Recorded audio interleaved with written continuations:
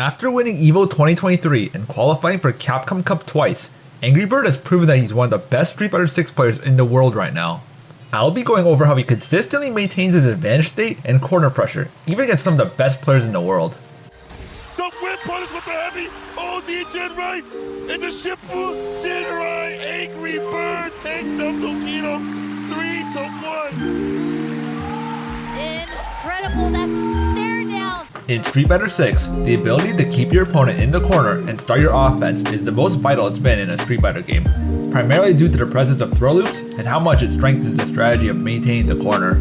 Oh, glued to the screen, hands clasped together in prayer. Every hit, every throw, a cheer, 3 in a row, 4, don't do it, 5, no, do it! Oh, Shahan said, wake up, Odin! There are some key concepts we need to understand first before we delve deep into AngryBird's gameplay. First, let's break down the 4 main options your opponent can do to escape the corner. Move forward, jump, attack in place, and simply stay in the corner and be patient. Many intermediate and below players have a very basic and linear idea on how to keep the opponent in the corner. If you think they'll jump, prepare to anti-air. If you think they'll move forward, press a button. If you think they'll attack in place, attempt to whiff punish.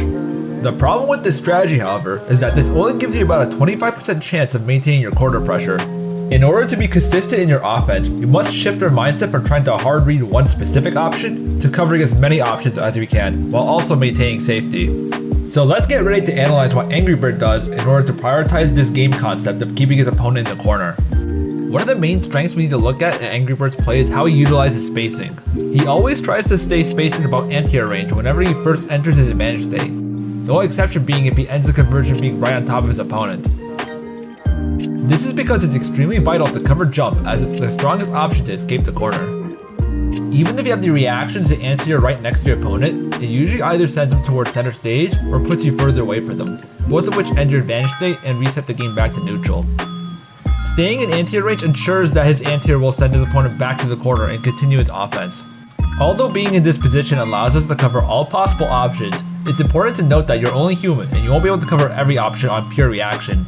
Safely throwing out long-range hitboxes and disjoints such as pokes and fireballs is the most ideal way to cover an immediate burst option out of the corner. Tokido makes a good example of this with Ken's stand roundhouse. Not only does this deplete one bar of the opponent's drive gauge, but this allows him the ability to suffocate his opponent and dissuade them from committing to an immediate option. Another habit I noticed AngryBird doing, alongside other top players, is that whenever he connects a button to his opponent's hurt box on block, he micro-walks back.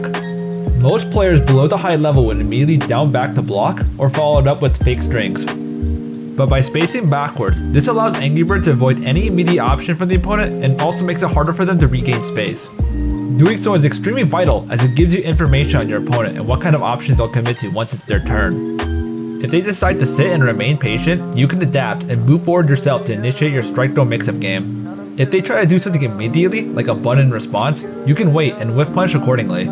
Once you start implementing these spacing tips, some opponents will generally be so pressured from your offense that they'll feel scared to overcommit to anything. It's quite important to recognize and adapt to when your opponent feels this way, because this is the one opportunity where you're allowed to move past your anti-air range and initiate your throw loop game. Of course, other opponents will not stay patient and wait for their turn. So against players who are eager to escape, go back to the old flowchart of spacing backwards in anti-air range and cover their areas of escape. Use your movement and punish whatever burst option they do accordingly. Whether you try to whiff punish their immediate button, throw a preemptive poke to catch their forward movement, or anti-air their jump. Despite your best efforts, you won't always keep your opponent in the corner. So once your opponent does get the slip on you, it's vital to quickly regain your advantage state as soon as possible. In this example clip, AngryBird actually loses stage control, but because he regains it so quickly, it looks like he's maintaining his advantage state the entire time. Watch.